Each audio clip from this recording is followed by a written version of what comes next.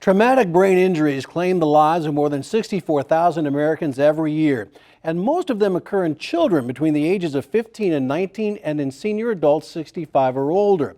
Now, a research team at the Stevenson School for Biomedical Engineering in Norman is hoping to revolutionize how TBIs are treated, replacing 2 life-threatening surgeries with just 1. We're joined by Dr. Michael Dedamore. And doctor, let's start with some of the most common reasons that people suffer traumatic brain injuries. And some of the reasons that people suffer traumatic brain injury might include car accidents or on the battlefield.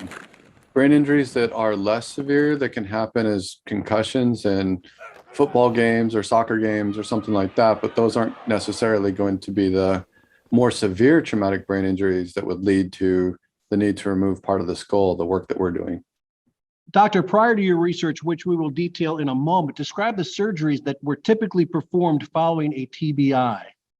One of the reasons that they will do a hemicraniectomy or remove part of the skull after a severe brain injury is because the brain is swelling and create a lot of pressure and could become a life-threatening situation.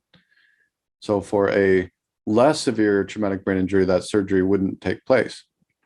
But for a severe traumatic brain injury, it's necessary to remove part of the skull.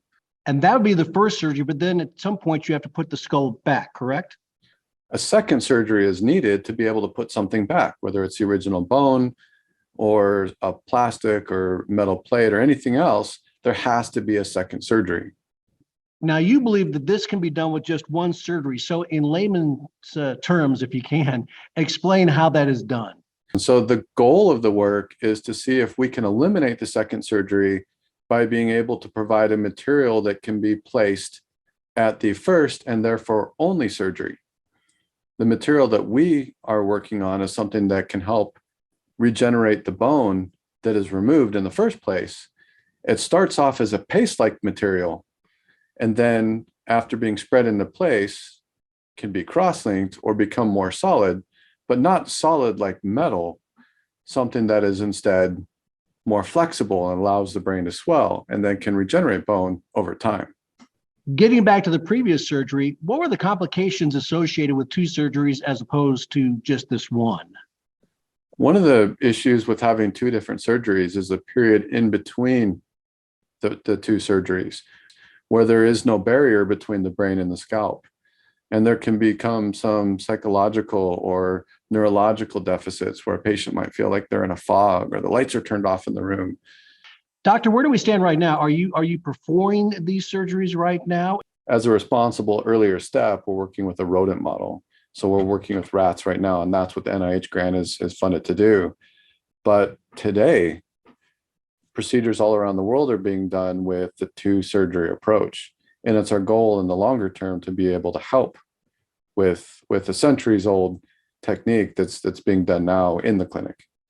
Do you have a timeline when you think this might be able to be performed on humans? The timeline for this to be in humans would be at least 5 or 10 years. So right now we're still in the developmental phase and making sure that we can safely evaluate at a preclinical stage. Doctor, you mentioned the grant, a large grant that you just received. Tell us more about that that's going to allow you to continue this research. The grant that we just received was from the National Institutes of Health for $2.4 million to work with a team at the KU Medical Center in Kansas City. So our group is focused really on the materials that can help provide the bone regeneration and controlled release, while the team in Kansas is more focused on the neuroscience. Once again, great research being done at OU Health. Dr. Michael Dedamore, thank you so much for your time. Thank you very much. Appreciate the interest.